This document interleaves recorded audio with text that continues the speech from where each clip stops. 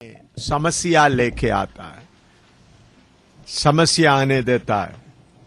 उन समस्याओं के द्वारा हम परमेश्वर को जानने के लिए मौका मिलता है। पढ़िएगा उसलिए निर्गमन 14 का 5 से 17 तक पढ़िएगा। इस्राएलियों के सामने कैसा परमेश्वर समस्या आने दिया और उसके द्वारा कैसा परमेश्वर को जानने का मौका मिला। निर्गमन 14 का 5 से 17 तक पढ़िएगा। जब मिस्र के राजा को यह समाचार मिला कि वे लोग भाग गए, तब फिरौन और उसके कर्मचारियों का मन उनके विरुद्ध पलट गया और वे कहने लगे, हमने यह क्या किया कि इस्राएलियों को अपनी सेवकाई से छुटकारा देकर जाने दिया। तब उसने अपना रथ जितवाया और अपनी सेना को संग लिया। उसने 600 अच्छे से अच्छे रथ वरन मिस्र के सब रथ लिए और उन सबों पर सरदार बिठाए।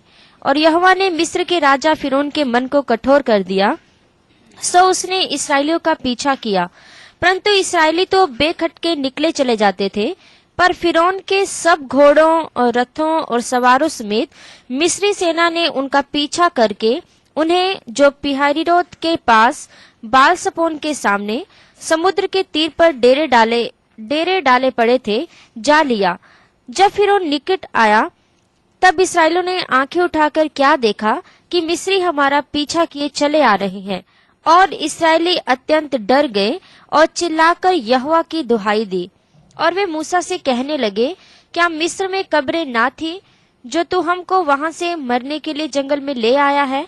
तूने हमसे यह क्या किया कि हमको मिस्र से निकाल लाया? क्या हम तुझसे मिस्र में यही बात ना कहते रहे कि हमें रहने दे कि हम मिस्रियों की सेवा करें? हमारे लिए जंगल में मरने से मिस्रियों की सेवा करनी अच्छी थी। मूसा ने लोगों से कहा, डरो मत, खड़े खड़े वह उद्धार का काम देखो जो यहोवा आज तुम्हारे लिए करेगा, क्योंकि जिन मिस्रियों को तुम आज देखते हो उनको फिर कभी ना देखोगे। यहोवा आप ही तुम्हारे लिए लड़ेगा, इसलिए तुम चुपचाप रहो। हाँ, इधर में देखिए कैसा परमेश्वर इसराइलियों के बीच में कार्य कर रहा है। मिस्र से उनको निकलने का रास्ता प्रभु ने खोल कर दिया। मिस्र से सफर करके आ रहा है, सामने लाल समुद्र के किनारे में पहुंच गए तो पीछे से मिस्रियों को भी परमेश्वर आने दिया। मिस्री अपना घोड़े रथ के साथ में आ रहे हैं। इस्राएलियों को आगे भी नहीं जा सकता। दोनों के बीच में उन लोग फंस गए। परमेश्वरी उनको ऐसा हालत में लेके आए। तो उस समय में इस्राएली लोग बहुत घबरा गए। वो लोग बुड़बुड़ाने लगे, मूसा को बोलने लगे, क्या मिस्र में कोई खबर नहीं था? हमने पहले से ही आपको बोल रहा था। इसी मुताबिक मसीह जीवन में जब आप निकल आते हैं, प्रभु बहुत मुसीबतें आपको आने देगा। एक मुसीबत नहीं, आप सोचेगा तो मिस्र में रहते वक्त में या आप उद्धार पाने के पहले इतना मुसीबत नहीं था, लेकिन जब उद्धार पाया तो कितना मुसीबतें आपके सामने आ रहा है। आप सोचेंगे शैतान अपना मर्जी से आ रहा है। शैतान अपना मर्जी से आपके पीछे नहीं आ सकता, क्योंकि आपके रखवाली के लिए स्वर्गदूत है। आपके ऊपर यीशु मसीह का लाहू का निशान है। यीशु का नाम आपके माथे पर लिखा हुआ है। तो शैतान परमेश्वर की अनुमति के बिना आपके पीछे नहीं आ सकता। तो प्रभु समस्या आने देता है आपके सामने। हर एक समस्या के द्वारा आपको परमेश्वर को जानने का मौका मिलता है।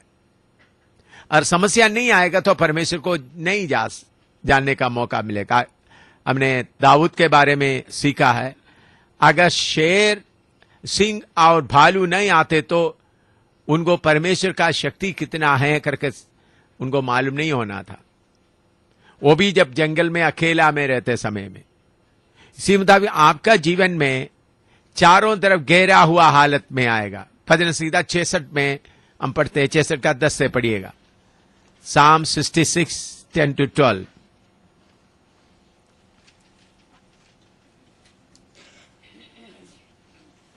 हाँ, क्योंकि हे परमेश्वर, तूने हमको जांचा, तूने हमें चांदी की नाई ताया था, तूने हमको जाल में फंसाया तूने हमको जाल में फंसाया। और हमारी कटी पर भारी बोझ बांधा था। हाँ, तूने घुड़चड़ों को हमारे सिरों के ऊपर से चलाया।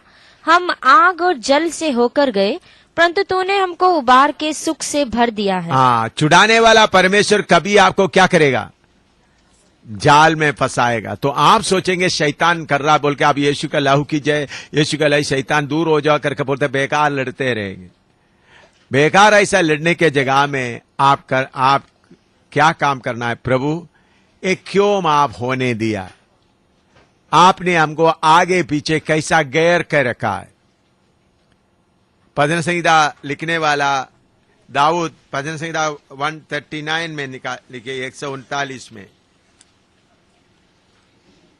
139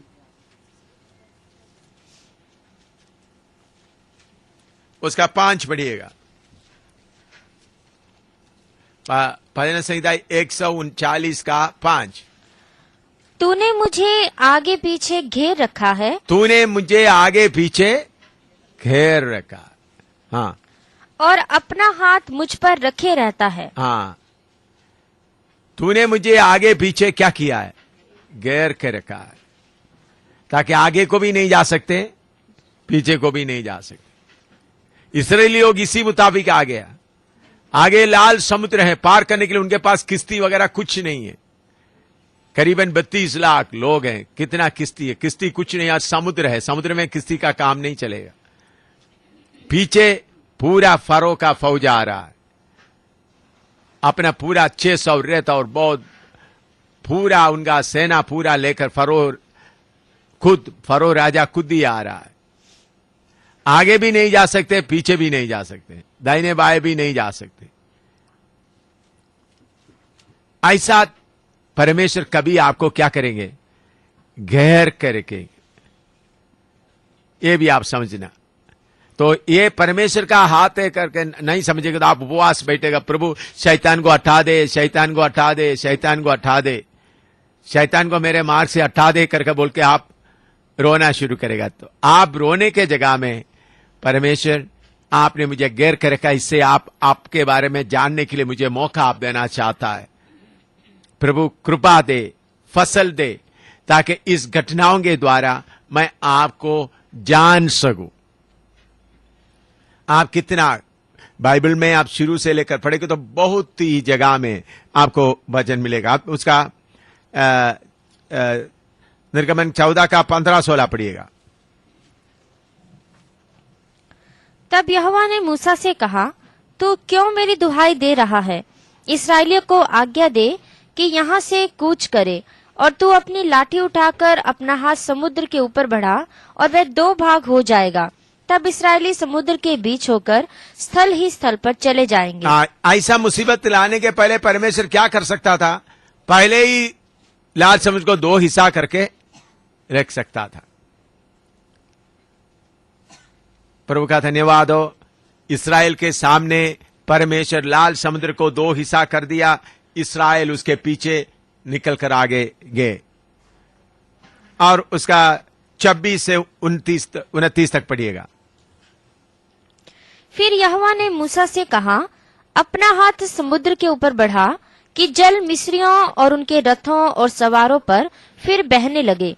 तब मूसा ने अपना हाथ समुद्र के ऊपर बढ़ाया, और भोर होते होते क्या हुआ कि समुद्र फिर ज्यों का त्यों अपने बल पर आ गया, और मिस्री उल्टे भागने लगे। परंतु यहोवा ने उनको समुद्र के बीच ही में झटक दिया, और जल के पलटने से जितने रथ और सवार इस्राएलियों के पीछे समुद्र में आए थे, सो सब वरन फिरौन की सारी सेना उसमें डूब गई, और उसमें से एक भी ना बचा। हाँ, देखिए, परमेश्वर मिस्र की सेना को आने दिया। फारो कभी नहीं सोचा था लाल समुद्र के बीच में से उन लोग निकल जाएंगे। फारो ने अपना हिसाब किया था, हिसाब सोचा था इन लोग ज्यादा से ज्यादा जाएगा लाल समुद्र तक, उधर जाकर उनको हम पकड़ेंगे। ऐसा सोचकर आया तो फिर फरो का फौज नजदीक आया, परमेश्वर रास्ता खोल दिया। मूसा ने लाल समुद्र को 2 हिस्सा किया, आगे इस्राएली लोग निकल गए। परमेश्वर देख रहा था कब मिस्री लोग समुद्र के बीच में आएगा, तो इस्राएल सब उस तरफ पार कर दिया। तो प्रभु का धन्यवाद हो, मूसा खुद ही लाल समुद्र को दोबारा वापस अपना जगह में आने दिया। तो पूरा फरो का सेना, फरो भी सब डूब कर मर गए। ये बात देखकर इस्राएली लोग को जानने का मौका मिला, हमारा परमेश्वर हमारे सारे दुश्मनों को खत्म करने का ताकत रखता है। तो आपके जीवन में भी जब समस्या आता है, अगर आप थोड़ा चुपचाप रहें, हमारा मनुष्य का स्वभाव ऐसा है, हम जल्दी जल्दी परेशान होकर कुछ करने लग जाता है। परेशान होकर करने लगने के कारण परमेश्वर को जानने का मौका नहीं मिलता है। तो आप आगे को आप देखो, आपके जीवन में पिछले जीवन में कितना समस्या आया। समस्या आते समय परमेश्वर को जानने का मौका था, लेकिन आप उस मौका को अपने आप कोशिश करने के कारण क्या हो गया है? अपने आप कोशिश करने के कारण परमेश्वर को जानने का मौका नहीं हुआ। मैं आपको एक अनुभव बताना चाहता हूं। बहुत अनुभव मेरे जीवन में है। मैंने परमेश्वर को जानने के लिए प्रभु ने बहुत मौका दिया। मैं परमेश्वर से मेरा जीवन में ऐसा समर्पण किया है, जितना भी पैसा प्रभु मुझे इधर उधर से दिलाएगा या किसी से देगा, मेरे हाथ में आएगा, परमेश्वर का मर्जी के अनुसार उसका खर्च करेंगे, अपना मर्जी से खर्च नहीं करेंगे। एक बार किसी ने 12,000 रुपया मेरे हाथ में दिया, किसी ने भेज दिया। तो मैंने 12,000 रुपया, वो पैसा आने के 1 हफ्ता पहले रियासी में सेवा करने का वाला पीटी सामुएल, और हमने पहले सभा शुरू किया था उधमपुर के बाद, पहले शुरू किया हुआ कलीसिया रियासी का पास्टर पीटी सामुएल जिधर सेवा करते हैं। अभी उन्होंने अपना इंडिपेंडेंट या दूसरा संगति में अभी चल रहा है काफी देर से। तो उधर में हमने जमीन वगैरह खरीदा था, एक प्रार्थना भवन जैसा उनका रहने का घर बनाया था। तो पीटी सामुएल एक दिन आकर बोला, देखो अभी घर हमने बना दिया, दरवाजा का चौकट फिट किया है, लेकिन दरवाजा नहीं लगा, इसलिए कभी कभी जानवर अंदर आ जाते हैं, गाय अंदर आ जाते हैं, ऐसे ऐसा मुझे बता दिया। तो मैंने पूछा आपको कुल के उसके लिए कितना रुपया जरूरत पड़ेगा? उन्होंने बोले 11,000 रुपये होगा। तो हम 4 दरवाजे थे, पूरा दरवाजा फिट कर सकते, 4-5 दरवाजा है। उस समय लकड़ी इतना महंगा नहीं है, तो 11,000 रुपया से पूरा हो सकता है। मैंने बोला देखता हूं जब प्रभु मुझे देगा। तो पीटी सामुएल बोलकर जाने के 1-2 हफ्ते के बाद मुझे 12,000 रुपये, तो मैंने सबसे पहले प्रभु से प्रार्थना करते हुए वो 11,000 उनके लिए अलग किया। फिर 1,000 रुपया था, बच्चों का फीस वगैरह दिया, बाकी कुछ लोग कोई पास्टर लोग आए, उनके लिए कुछ दे दिया। तो पूरा पैसा हमारे हाथ में खत्म हो गया, खाने के लिए कुछ भी नहीं है, ना चाय है ना पानी है, पानी और नमक के अलावा और कुछ भी घर में नहीं। फिन्नी और बेबी भी है। फिन्नी को उस वक्त मेरे ख्याल में 12 साल होगा। तो 3 दिन कोई खाना नहीं। उन्होंने भूखा रहते हुए रोते रोते उनका ये जीभ चिपक गए, क्या बोलते, तालू में लग गया, ऐसा हालत में हो गया। तो तीसरा दिन रात को उन्होंने सोने के पहले सोने ऐसा लेटते रो रहा था, खाना कुछ नहीं, चाय भी नहीं, दूध भी नहीं, कुछ भी नहीं। उस समय में मेरे पास 11,000 रुपया कवर में डालकर अलमारी में रखा हुआ है। मेरे पास 11,000 रुपया कवर में डालकर किधर रखा हुआ है? अलमारी में रखा हुआ है। बच्चा इधर मर रहा है, फिर भी अलमारी में रखा हुआ 1 रुपया भी नहीं लिया। आजकल बहुत सेवक लोग क्या करता है, पत्नी थोड़ा भूखा है, पति थोड़ा भूखा, चलो जी दुकान में जाकर कर्जा ले लेता है। देखिए, मैं यीशु की सेवा के निकल के इतना तक आज तक एक नया पैसा कर्जा नहीं लिया। कर्जा लेकर प्रभु की सेवा नहीं होता कभी भी, कर्जा का सवाल ही नहीं। जब फिनी बेटा तीसरा दिन रात को मरने का हालत में रो रहा है, तभी मेरे अलमारी में पीटी सामुएल को देने, पीटी सामुएल को मालूम नहीं, किसी ने पीटी सामुएल को दे दो करके बोलकर भेजा नहीं, पीटी सामुएल को दे दो करके बोलकर भेजा नहीं, मैंने प्रार्थना करके अलग करके रखा। वो 11,000 उधर है। तो फिनी तीसरा दिन रात को मैंने फिर उनके सिर पे हाथ रखकर, बेहोश जैसा हालत हुआ, प्रभु भूख से मरेगा तो कल इनको दफन करने के लिए मुझे कृपा दे। उनको दफन करते समय में खुशी से दफन करने के लिए कृपा दे। जम्मू कश्मीर के लिए मेरा बेटे को यीशु के कारण, भूख के कारण मरने देने का तूने सौभाग्य दिया, इसलिए मैं आपको धन्यवाद देता हूं। ऐसा बोलकर मैं प्रार्थना करते करते सो गए। सुबह 4 बजे उधर से 4-4.5 या 5 किलोमीटर दूर में रहने वाला एक पंडित, ब्राह्मण पंडित, मंदिर में पुजारी, उन्होंने आटा, चावल, सब्जी सब लेके आ रहा है। तो 4 बजे दरवाजा, सर्दी का मौसम है, दरवाजा खटखटा रहा है। तो मैंने खोलकर देखा तो इन्होंने तैली में सब लेके आया। उधर से सुबेरे उन्होंने बोला, उन्होंने 3 बजे, उनका नया साल कुछ शुरू होने का था, कुछ बाद 3 बजे के पहले मंदिर को पूरा साफ किया और उधर बैठकर पूजा करने लगा। तो उस वक्त उनको मेरा चेहरा याद आया। उनको बोला जल्दी इधर लेकर जाओ। उनके साथ मुझे इतना ही संबंध है, 1-2 बार उनको यीशु के बारे में थोड़ा उनको बताया। वो पंडित क्या लेके आ रहा है?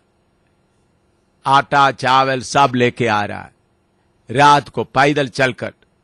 तो मैं फिर अमनी के पास दिया। अमनी फिर जल्दी बताया, खाना बनाया, थोड़ा चावल का कंजी जैसा बनाकर फिनी का मुंह में ऐसा चम्मच से डालकर थोड़ा सा ऐसा उनको ठीक हो गया।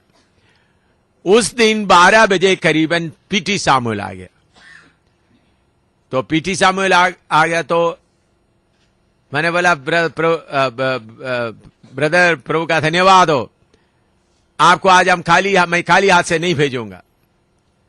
मेरा पत्नी भी उधर खड़े हैं। तो मैं अलमारी से 11,000 रुपया निकालकर उनको दिया। मेरा पत्नी मुझे बोल रही थी, इतना पैसा रख करके ये बच्चों को मरने तक आपने दे दिया, तो आप इंसान है या क्या है? आप मनुष्य है? आपको बाप बोल सकता है?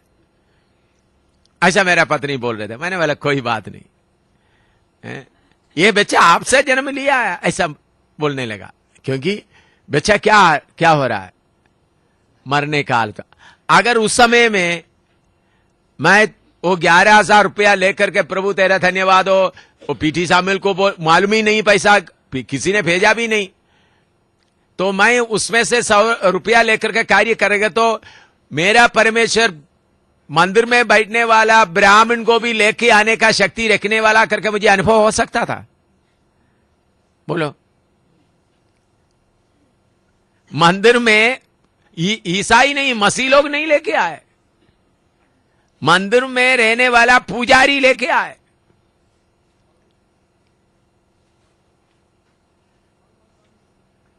तो मैं आपको बताता हूं, हमारा परमेश्वर को जानने के लिए समस्या जब आते समय में आप चुपचाप रहे, अपना तरफ से कुछ भी ना करें, तो परमेश्वर क्या करेगा? आपके लिए कार्य करेगा। मैं ऐसा कितना अनुभव आपको बता सकता हूं। लेकिन हमारा क्या है, जो कोई समस्या आ गया तो परेशान हो जाता है। बच्चा मर गया तो प्रभु ने दिया है। अभी बेटी सूसन इधर बैठी है, जब उनको 2.5 साल का उम्र था, उनको न्यूमोनिया आकर मर गई, डबल न्यूमोनिया आके। उसका घटना थोड़ा आपको बताने के लिए थोड़ा सा और खोल कर बताता हूं। उस वक्त हमारे पास में केरला से कोडंजेरी नाम जगह से डॉक्टर अन्नम्मा घोषी, पक्का डॉक्टर है, क्वालिफाइड डॉक्टर, उनका पति पत्नी भी डॉक्टर है, गांव का डॉक्टर नहीं, पक्का क्वालिफाइड डॉक्टर, उन लोग खुद अपना अस्पताल चलाता है।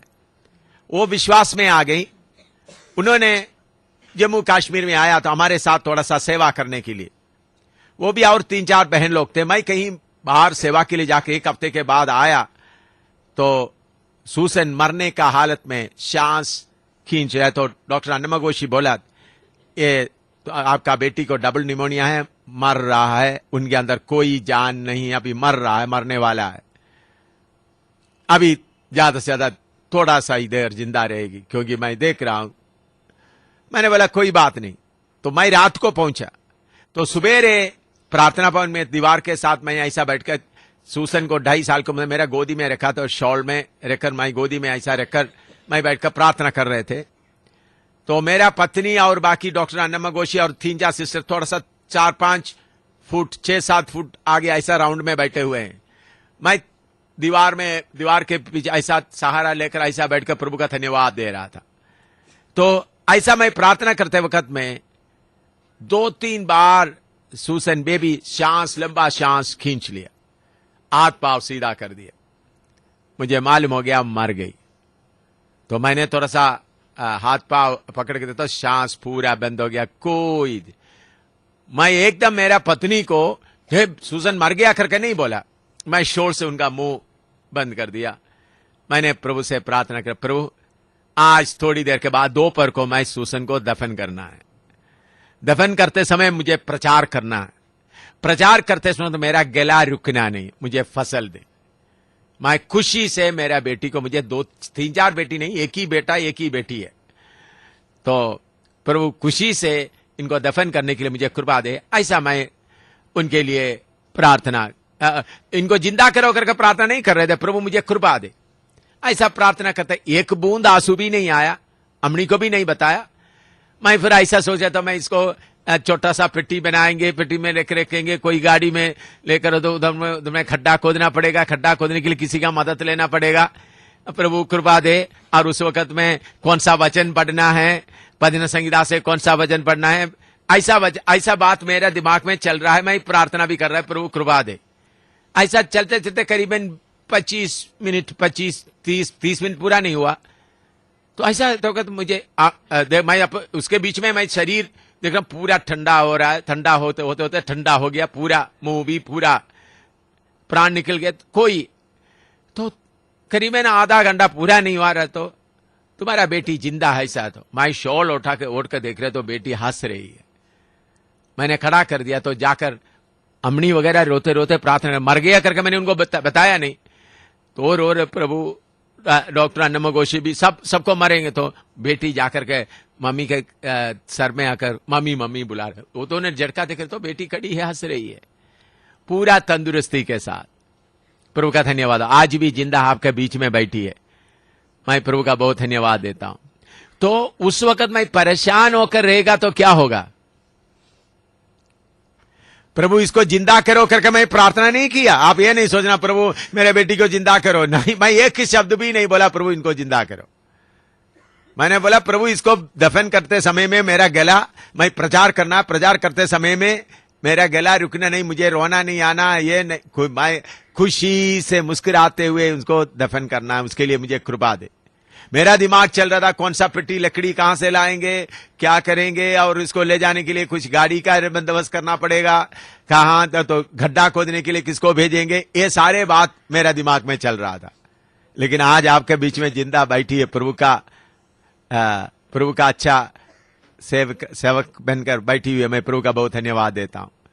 तो मैं आपको बोलता हूं, जीवन में आने वाला हर घटना परमेश्वर को पहचानने का मौका है। लेकिन हम आमतौर पर सब लोग क्या करते हैं, कोई मुसीबत आते वक्त सबसे पहले ही परेशान होकर अपना हाथ बढ़ाना शुरू करते हैं। इसलिए परमेश्वर का काम को देखने के लिए क्या नहीं होता, हिम्मत, परमेश्वर का काम कैसा है देखने का मन या मौका जो मिलता है, मौका को खो जाता है।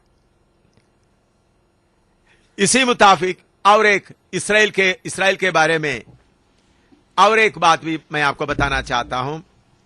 पढ़िएगा निर्गमन 13 का 20 से 22 तक पढ़िएगा।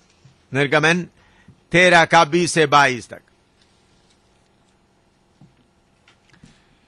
फिर उन्होंने सुक्कोत से कूच करके जंगल की छोर पर एताम में डेरा किया, और यहोवा उन्हें दिन को मार्ग दिखाने के लिए मेघ के खंबे में और रात को उजियारा देने के लिए आग के खंबे में होकर उनके आगे आगे चला करता था, जिससे वे रात और दिन दोनों में चल सके। उसने ना तो बादल के खंबे को दिन में और ना आग के खंबे को रात में लोगों के आगे से हटाया। हाँ, देखिए इधर में इस्राएल लोगों को लाल समुद्र पार करने के बाद रात को आग के खंबे, दिन में बादल के खंबे। तो इस्राएल लोग कैसा सफर करते थे, आप थोड़ा बोलिएगा, आपको कैसा मालूम होता है?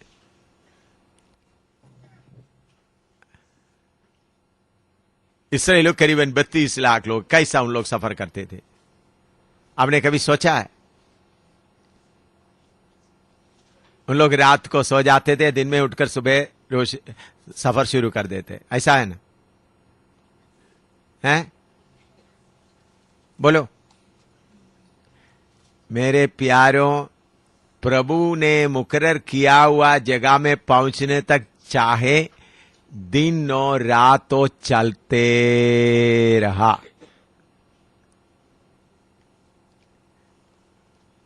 इस्राएल लोग दिन और रात तो क्या करता रहा? क्या करता रहा?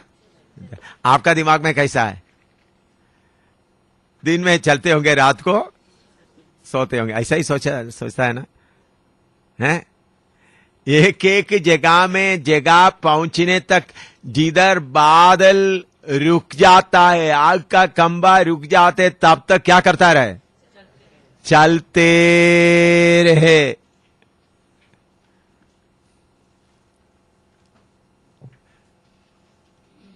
उन लोग चलो दिन भर पूरा थक गया है, तो इसलिए प्रभु क्या बोलते हैं आपको मालूम है? व्यवस्था विवरण में थोड़ा सा आइएगा। व्यवस्था विवरण में इसके बारे में मूसा बता रहा है उनको आशीष देते समय में।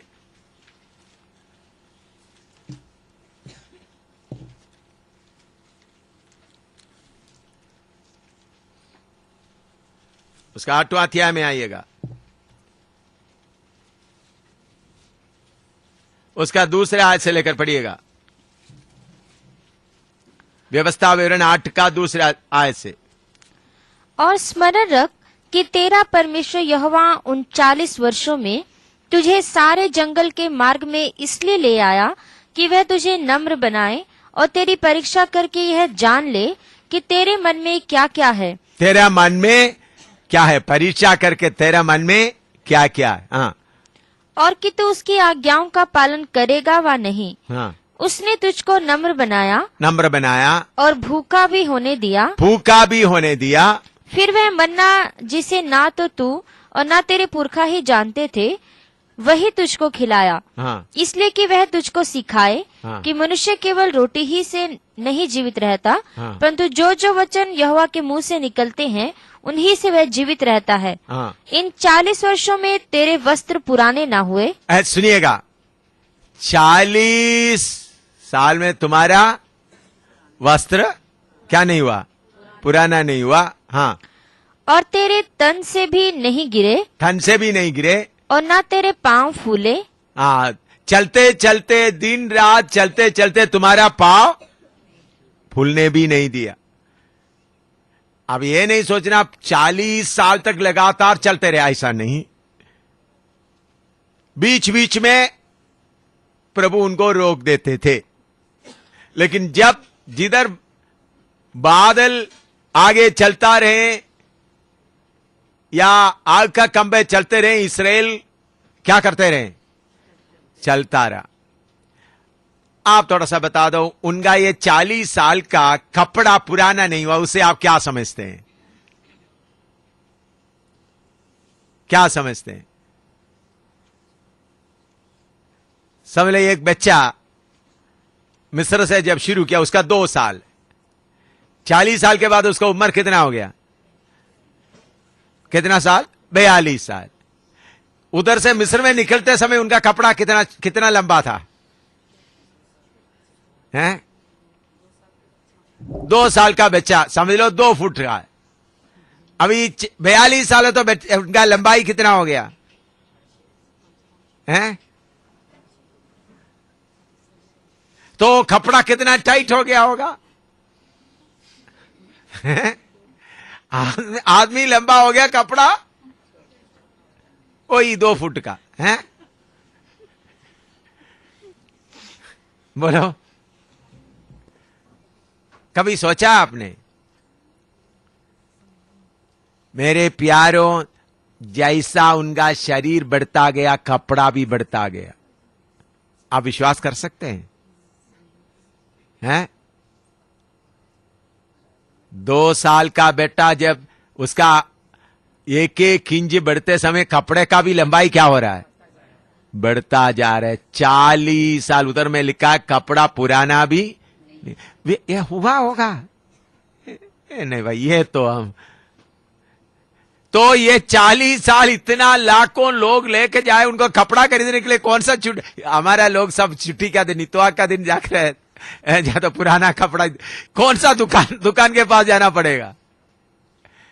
हैं? ये 40 लोगों, 40 साल, 32 लाख, तकरीबन 32 लाख लोग हैं। कितना कपड़े का दुकान का जरूरत पड़ेगा? सिलाई मशीन कितना लेकर चलना पड़ेगा? हाँ ठीक है सब।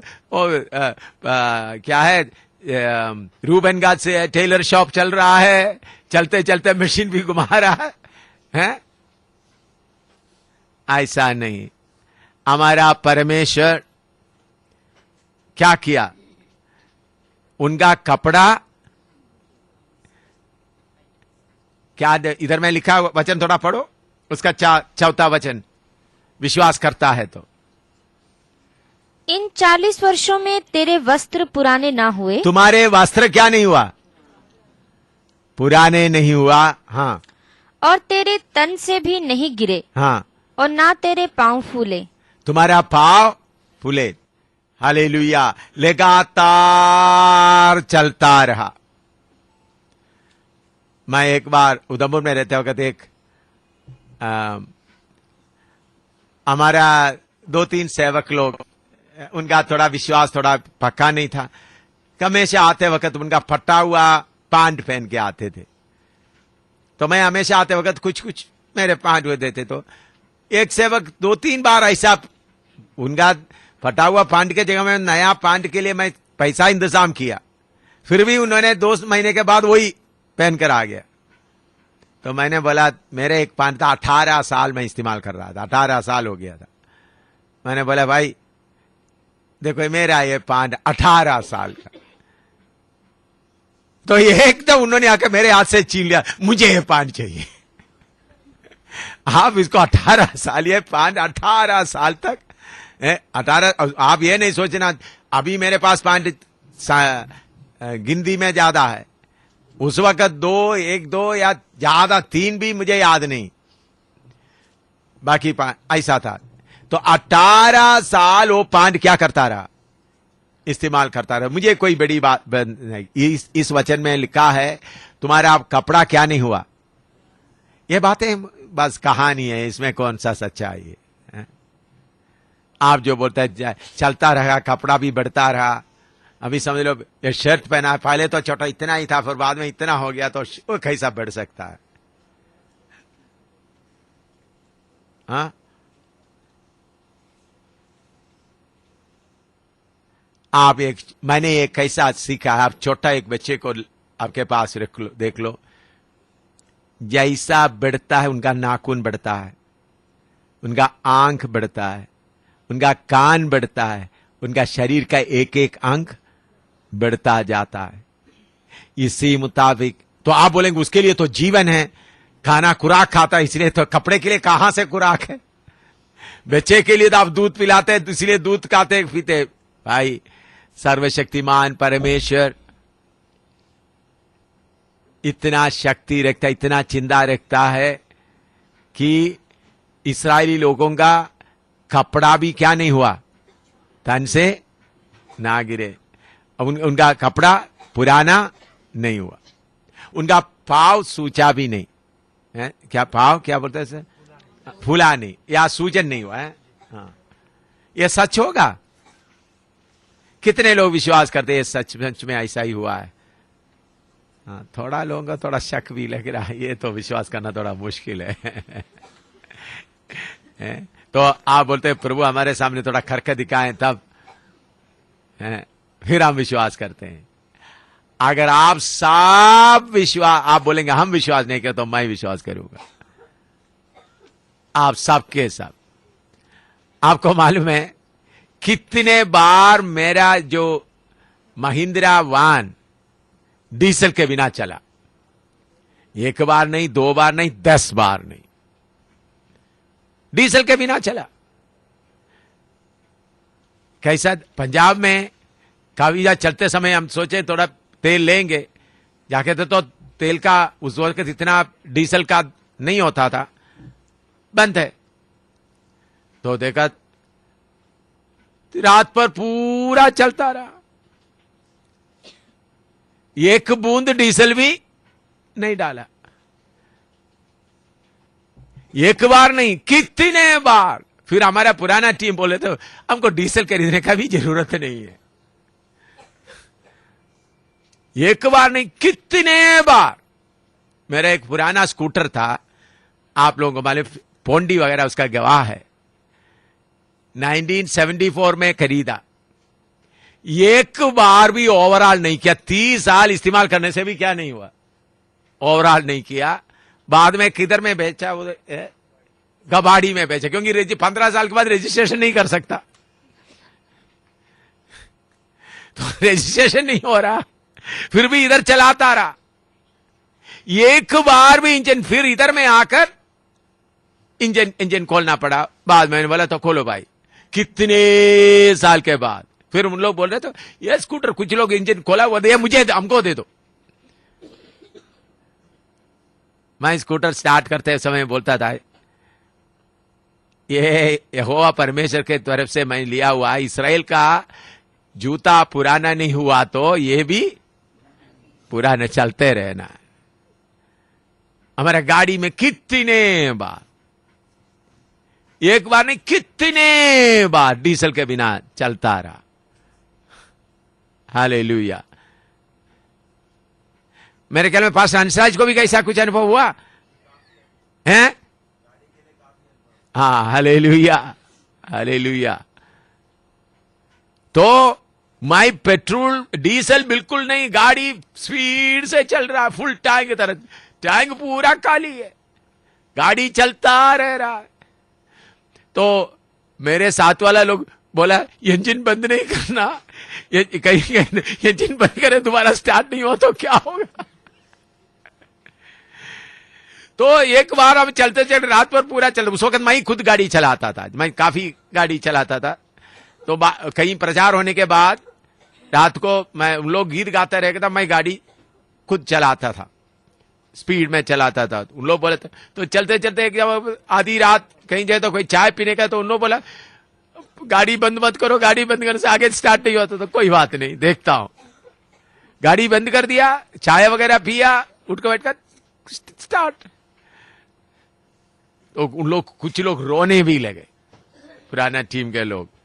हमारा परमेश्वर इतना इतना हमारे साथ रहकर कार्य करने वाला हमारा सर्वशक्तिमान परमेश्वर। इसलिए मेरे प्यारों, इस बाइबल में लिखा हुआ एक एक शब्द सच है, एक एक शब्द सच है।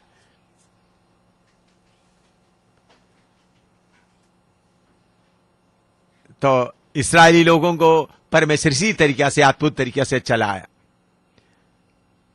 तो दिन रात उन लोग क्या करते थे? चलते थे। तो चलते चलते उन लोग कहां आ गया?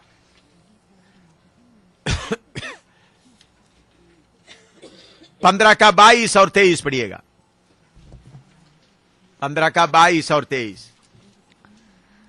तब मूसा इस्राएलियों को लाल समुद्र से आगे ले आया और वे शूर नाम जंगल में आए और जंगल में जाते हुए 3 दिन तक पानी का सोता ना मिला।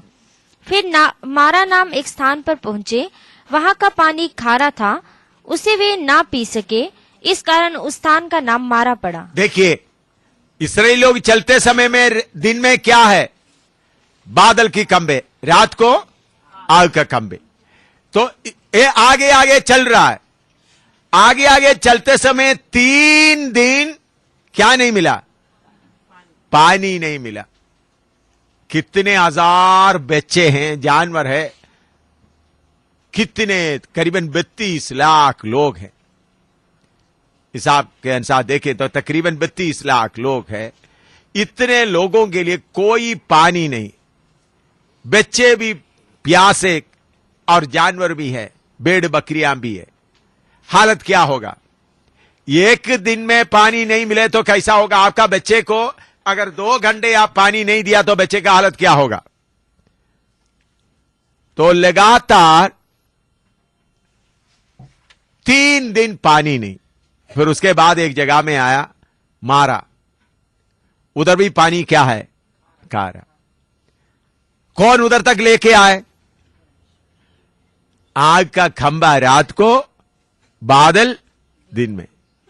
मेरे प्यारो, इसी मुताबिक आपके सामने समस्या लाकर आप अपने आप महान परमेश्वर है करके अपने आप को बताने वाला है हमारा परमेश्वर। ऐसा समस्याओं के द्वारा हम परमेश्वर को जान सकते हैं। तो इस्राएली लोग बुड़बुड़ाने लगे, देखो आपने हमको इधर में लेके आए, इधर में कोई पानी नहीं, ऐसा जगह में लेके आए, बुड़बुड़ाने लगे। तो उधर में एक बात लिखा है, परमेश्वर उधर उनको फर्क का हम देखते हैं उसका 15 का 24 और 24 से 26 तक पढ़िएगा। तब वे यह कहकर मूसा के विरुद्ध बकझक करने लगे कि हम क्या पिए। तब मूसा ने यहोवा की दुहाई दी और यहोवा ने उसे एक पौधा बतला दिया, जिसे जब उसने पानी में डाला तब वह पानी मीठा हो गया। वही यहोवा ने उनके लिए एक विधि और नियम बनाया और वही उसने यह कहकर उनकी परीक्षा की कि यदि तू अपने परमेश्वर यहोवा का वचन। उधर में परमेश्वर उनका परीक्षा किया। परमेश्वर उधर में पानी पूरा खारा है, तो उसके साथ परीक्षा किया। परीक्षा का बाद वो बात समझना है तो 7वां अध्याय वो 19 से 24 तक पढ़िएगा। निर्गमन 7 का 19 से 24 तक। निर्गमन 7 का 19 से 24 तक पढ़िएगा। फिर यहोवा ने मूसा से कहा, हारून से कह कि अपनी लाठी लेकर मिस्र देश में जितना जल है, अर्थात उसकी नदियां, नहरें, झीलें और पोखर, सबके ऊपर अपना हाथ बढ़ा कि उनका जल लहू बन जाए। और सारे मिस्र देश में काठ और पत्थर दोनों भांति के जल पात्रों में लहू ही लहू हो जाएगा। तब मूसा और हारून ने यहोवा की आज्ञा ही के अनुसार किया, अर्थात उसने लाठी को उठाकर फिरौन और उसके कर्मचारियों के देखते नील नदी के जल पर मारा और नदी का सब जल लहू बन गया। और नीचे पढ़ो। और नील नदी में जो मछलियां थी वे मर गई और नदी से दुर्गंध आने लगी और मिस्री लोग नदी का पानी ना पी सके और सारे मिस्र देश में लहू हो गया। तब मिस्र के जादूगरों ने भी अपने तंत्र मंत्रों से वैसा ही किया, तो भी फिरौन का मन हठीला हो गया और यहोवा के कहने के अनुसार उसने मूसा और हारून की ना मानी। फिरौन ने इस पर भी ध्यान नहीं दिया और मुंह फेर के अपने घर में चला गया। और सब मिस्री लोग पीने के जल के लिए नील नदी के आसपास खोदने लगे। देखिए, नील नदी पूरा पानी लाल बन गया, लाहू बन गया। तो मिस्री लोगों ने क्या किया? नील नदी के दोनों किनारे खड्डा खोदने लगे ताकि अच्छा पानी मिल जाए। तो इधर भी इस्राएली लोग मारा नाम जगह में आगे, उधर झील है, पूरा पानी क्या है? खारा है। प्रभु देख रहा था इन लोग अपना बुद्धि इस्तेमाल करते हुए खड्डा खोद रहा है या नहीं। उन लोग मिस्र में सीखा हुआ बात बुद्धि इधर भी क्या कर सकता था? इस्तेमाल कर सकता था। लेकिन मूसा ऐसा कोई काम करने नहीं दिया। तो परमेश्वर उनको एक पेड़ दिखा, पौधा लिखा हिंदी में, असली में उसका भाषा में आप देखें पेड़ परमेश्वर दिखा, उसको काट कर उस पानी में डाल दिया तो पानी पूरा क्या हो गया? मीठा हो गया, सब पानी पीने लगा। तो मेरे प्यारों, 3 दिन इतना परीक्षा के बीच में लाया ताकि इस्राएली लोगों को मालूम हो जाए उनका परमेश्वर ऐसा ऐसा काम करने वाला है। तो आपका जीवन में होने वाला एक एक समस्या आशीष का है, भलाई के लिए। कौन सा भलाई होता है? अपना समस्या के बीच में आप अपना परमेश्वर को क्या कर सकता है? पहचान कर सकता है। हालेलुया। मेरे जीवन में जितने समस्या आया, उन समस्याओं के लिए मैं प्रभु का धन्यवाद देता हूं। हर एक समस्या में परमेश्वर को पहचानने के लिए, परमेश्वर को जानने के लिए, मेरा परमेश्वर इतना कुछ करने वाला करके एक एक समस्या हमको परमेश्वर को जानने का मौका देता है। तो मैंने पहले परमेश्वर को जानने के लिए सबसे पहले आपको क्या करना पड़ेगा? फायदे की सारी चीजें कूड़ा समझना, अपने आप को त्यागना। दूसरे बात मैंने आपको बताया है, अपना कष्ट को उठाना। कब कब उठाना? महीने महीने में एक बार है। कष्ट को कब उठाना? जब जब आते हैं तब उठाना, प्रतिदिन। हालेलुया। कब उठाना है ना नीलम? अभी जवाब मिल गया, सवाल का जवाब मिल गया। हाँ, प्रतिदिन उठाना, प्रतिदिन, ताकि आपको कोई सहारा नहीं, तब आप परमेश्वर को पहचानते चलते रहेंगे। तीसरा, आपके जीवन में आने वाला मुसीबतों के द्वारा आप किसको जानता है? परमेश्वर को। मेरा परमेश्वर कितना महान है। आप क्या बोलते हैं? प्रभु मुझे कोई कष्ट नहीं चाहिए, आप कितना महान है करके लोगों को मालूम हो जाए। ऐसा नहीं। परमेश्वर को पहचानने के लिए आपका जीवन में क्या आना चाहिए? समस्या। आप चारों तरफ समस्याओं में आना। तो इसके साथ एक वचन और आपको बताना चाहता हूं। दूसरा इतिहास 20वां अध्याय में आइएगा। दूसरा इतिहास 20वां अध्याय, 2 Chronicles chapter 20, उसका पहला आयत से लेकर पढ़ना शुरू कर लेगा।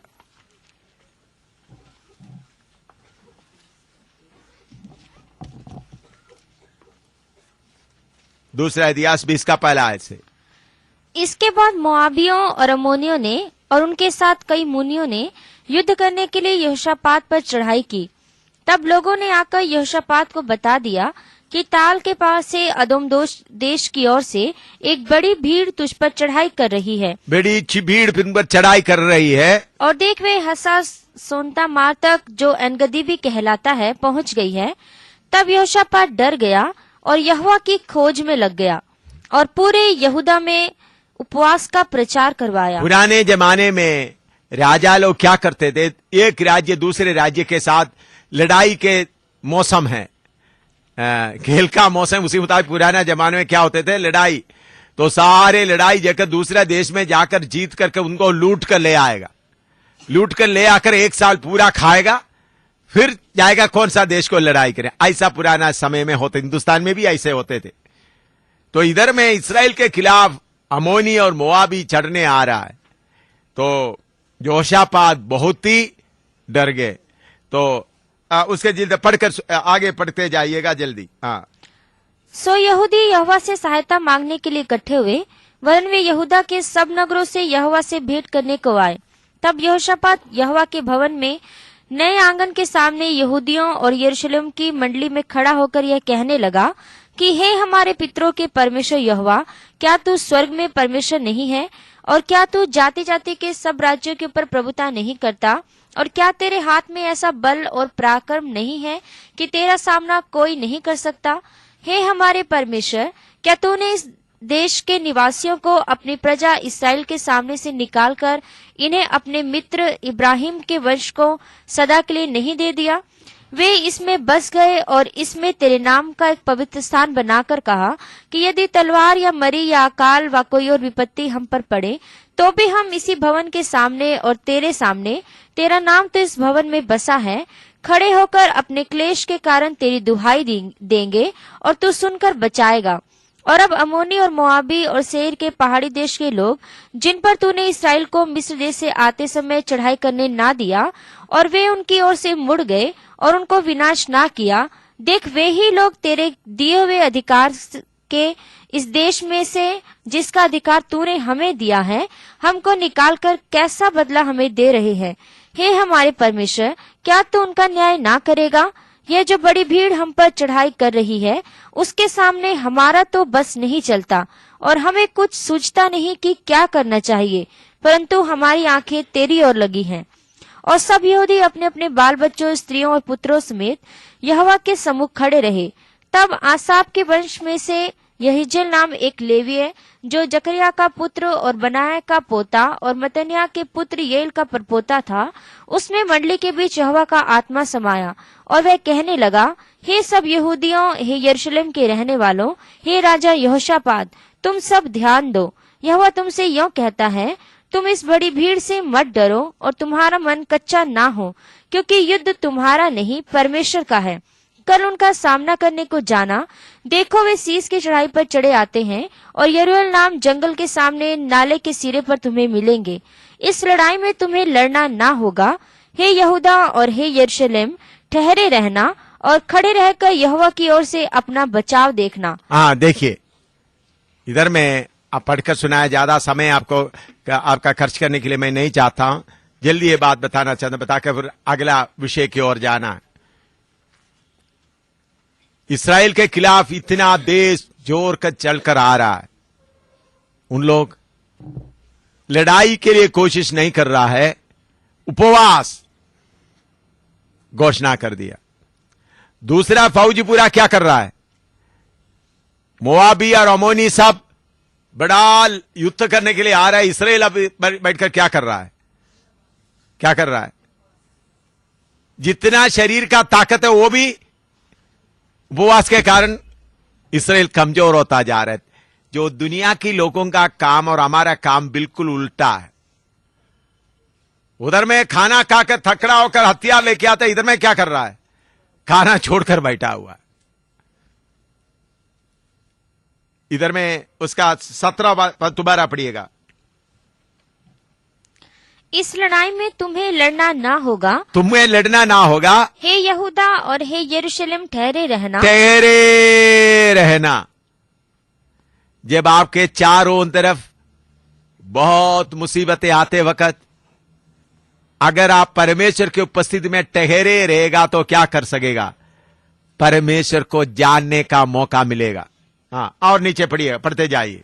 और खड़े रहकर यहोवा की ओर से अपना बचाव देखना। हाँ, मत डरो और तुम्हारा मन कच्चा ना हो, तुम्हारा मन कच्चा ना हो।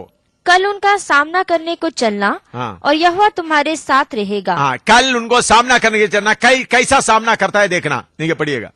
हाँ, तब यहोशापात भूमि की ओर मुंह करके झुका और सब यहूदियों और यरूशलेम के निवासियों ने यहोवा के सामने गिरकर यहोवा को दंडवत किया। हाँ, और कहातियों और कोराइयों में से कुछ लेवीय खड़े होकर इसराइल के परमेश्वर यहोवा की स्तुति अत्यंत ऊंचे स्वर से करने लगे। हाँ, बिहान को वे सवेरे उठकर तको के जंगल की ओर निकल गए और चलते समय यहोशापात ने खड़े होकर कहा, हे यहूदियों, हे यरूशलेम के निवासियों, मेरी सुनो, अपने परमेश्वर यहोवा पर विश्वास रखो, तब तुम स्थिर रहोगे।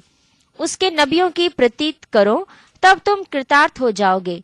तब उसने प्रजा के साथ सम्मति करके कितनों को ठहराया, जो कि पवित्रता से शोभायमान होकर हथियारबंदों के आगे आगे चलते हुए यहोवा के गीत गाएं और यह कहते हुए उसकी स्तुति करें कि यहोवा का धन्यवाद करो, क्योंकि उसकी करुणा सदा की है। हाँ, देखिए उस तरह से अमोनी और मोआबी घोड़ों पर आ रहा है, घोड़ों पर, खच्चर पर, ऊंट पर आ रहा है। उनके बाद पाले, तलवार सब है। इधर में इसराइलियों के आगे कौन है, कौन चल रहा है, कौन चल रहा है बोलो? गीत गाने वाला चल रहा है। आगे आगे पढ़िएगा, उसका 21 पढ़िएगा। तब उसने प्रजा के साथ सम्मति करके कितनों को ठहराया, हाँ जो कि पवित्रता से शोभायमान होकर हथियारबंदों के आगे आगे चलते हुए यहोवा के गीत गाए। हाँ, समझ में आया।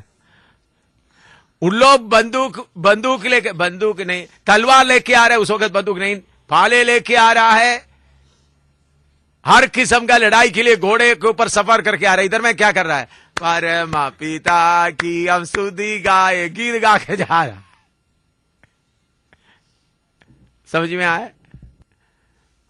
उन लोग परमेश्वर का स्तुति करो, वो भला है करके क्या करके जा रहा है, उनका फौज आ रहा है, इधर कोयर पार्टी आगे जा रहा है। ऐसा ही पढ़ के देखो, ऐसा ही है या नहीं है?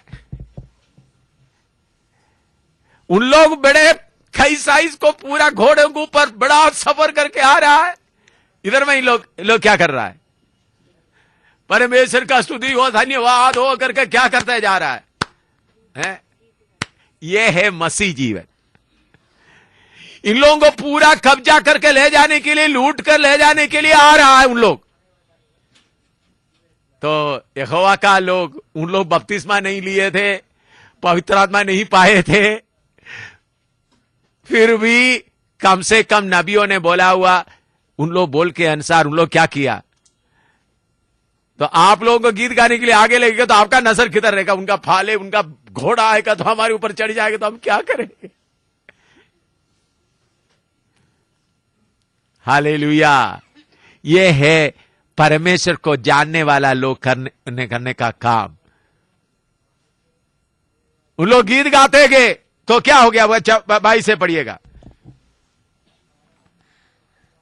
जिस समय वे गाकर स्तुति करने लगे, उसी समय यहोवा ने अम्मोनियों, मोआबियों और सेर के पहाड़ी देश के लोगों पर, जो यहूदा के विरुद्ध आ रहे थे, घातकों को बिठा दिया। हाँ। और वे मारे गए। हाँ। क्योंकि अम्मोनियों और मोआबियों ने सेर के पहाड़ी देश के निवासियों को डराने और सत्यानाश करने के लिए उन पर चढ़ाई की, और जब वे सेर के पहाड़ी देश के निवासियों का अंत कर चुके, तब उन सबों ने एक दूसरे के नाश करने में हाथ लगाया। हाँ। सो जब यहूदियों ने जंगल की चौकी पर पहुंचकर उस भीड़ की ओर दृष्टि की, तब क्या देखा कि वे भूमि पर पड़ी हुई लोथ है और कोई नहीं बचा। तब यहोशापात और उसकी प्रजा लूट लेने को गए, और लोथों के बीच बहुत सी संपत्ति और मन भावने गहने मिले। उन्होंने इतने गहने उतार लिए कि उनको ना ले जा सके, वरन लूट इतनी मिली कि बटोरते बटोरते 3 दिन बीत गए। हालेलुया। देखिए, मोआबी और अमोनी किसके लिए आया था? इस्राएलियों को लूट कर ले जाने के लिए आया। अभी उन लोग इसराइल के सामने सब मरे पड़े। क्या इन लोग गीत गाना शुरू किया, इसराइली मोआबी अमोनी आपस में क्या करने लगा? लड़ना शुरू किया। ऐसा करना इसके पहले कहीं हुआ बाइबल में? बोलो, आपको याद है तो बताओ।